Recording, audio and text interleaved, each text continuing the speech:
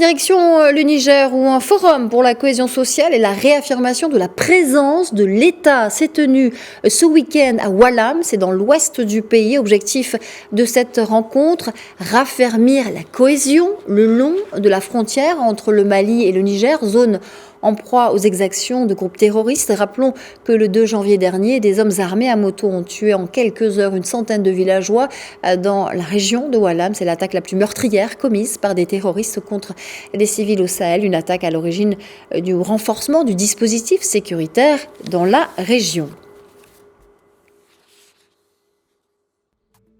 Et en direct avec nous depuis le Niger, justement, pour parler de la situation, Abdourahmane Diko, enseignant-chercheur à l'université de Zinder et spécialiste des questions sécuritaires et politiques. Bonjour et bienvenue dans le grand journal d'Afrique Info.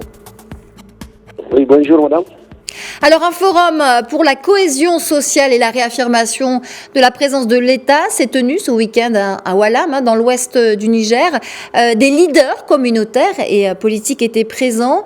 Et cela, on l'a dit, une semaine après le pire massacre de civils qu'ait connu le pays. Alors, réaffirmer la présence de l'État central dans cette zone rurale, c'était l'objectif de ce forum. L'une des principales problématiques sécuritaire dans un pays de plus de 1 200 000 km². Revenons, si vous voulez bien, sur l'enjeu d'un tel forum, Abdourahmane Diko, mais surtout sur son bilan et son impact véritable. Le Niger, entre mobilisation militaire et mobilisation sociale, il cherche à créer les véritables conditions d'un retour de la paix, mais aussi les conditions véritables favorables à l'affirmation de l'État sur l'ensemble de ce grand territoire que vous avez dit, qui fait 1 267 000 km².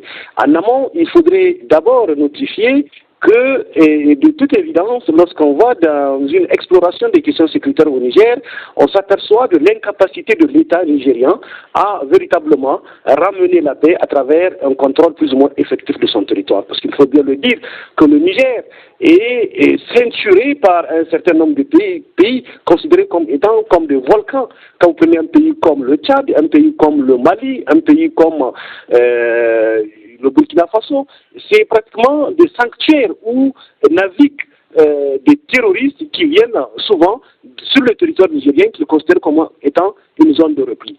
Donc, ce forum qui intervient dans ce contexte-là va permettre véritablement de créer une nouvelle refondation de relations entre l'État et la société et la population civile.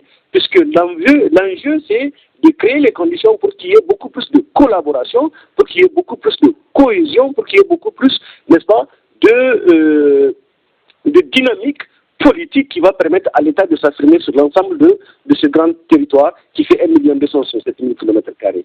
Mais de toute évidence, aujourd'hui, on va vers une sorte de sanctuarisation, puisque le Niger, qui hier était considéré comme étant l'un des pays le plus stable de la zone, aujourd'hui tend à devenir, si vous voulez, le nouveau foyer de tension sécuritaire et que l'État lui-même n'arrive pas à maîtriser et que l'État lui-même n'arrive pas à contrôler.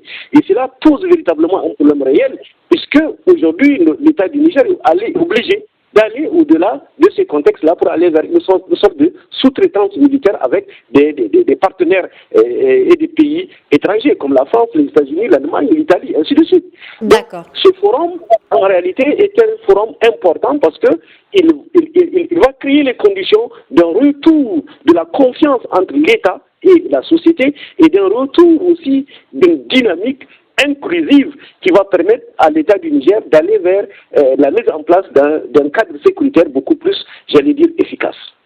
Un forum important, donc, avec comme priorité, comme urgence même, la cohésion sociale, vous venez de le dire, Abdourahmane Diko, mais vous vous trouvez vous-même à Zinder, une ville située à plus de 800 km de Niamey. Que vous inspire cette distance, professeur? C'est l'un des paramètres les plus difficiles à gérer pour les autorités. Un paramètre directement lié à cette cohésion sociale et réconciliation communautaire dont nous parlions à l'instant. Eh bien, voilà, en fait, il se pose un problème fondamental. Et si vous l'avez très bien dit, que l'immensité du territoire nigérien, qui aujourd'hui est un défi majeur, qui, pour un État, très pauvre et un État classé parmi les pays les plus pauvres du monde. Donc, les communautés aujourd'hui qui ont une base, j'allais dire, historique, sur laquelle aujourd'hui qui permet à ces communautés de bien vivre, est en train de connaître un certain nombre de revers.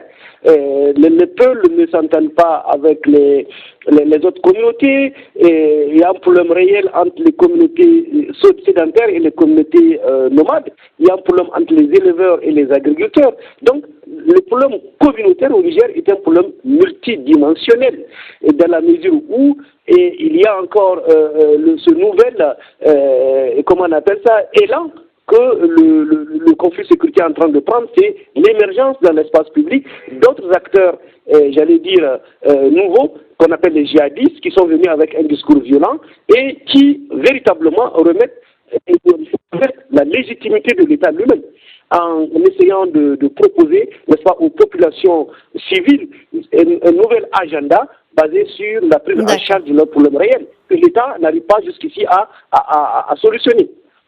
Alors, plus de 10 000 personnes auraient fui la région concernée par ces dernières attaques dans l'ouest du pays, selon le HCR. Est-ce que vous pouvez nous confirmer ces chiffres? Est-ce qu'ils vous paraissent crédibles, Abderrahmane Dicko? Lesquels des chiffres? 10 000 personnes, 10 000 villageois qui auraient quitté cette région de Oualam après les attaques qui ont fait au moins 105 morts le week-end dernier. Est-ce que ces chiffres vous paraissent crédibles? Est-ce que vous pouvez nous les confirmer? Ils ont été relayés par le HCR. Ces chiffres sont crédibles dans la mesure où les zones, j'allais dire, d'insécurité sont longuement, ou sont du moins plus ou moins positionnés sur le long de la frontière entre le Niger et le Mali. Et cela est un risque majeur. Et ce risque majeur aujourd'hui est lié au fait que cette situation crée une sorte de désaveu. Et c'est un désaveu important pour l'État qui, malheureusement, n'aurait pas les moyens de faire en sorte que ces villages environnants soient sécurisés. Donc, ces chiffres sont tout à fait normaux et je pense très bien qu'on peut envisager une évolution négative de cette situation-là. Abderrahmane Dicko, merci infiniment pour cette analyse. Je rappelle que vous êtes enseignant, chercheur à l'université de Zinder au Niger et spécialiste des questions sécuritaires et politiques.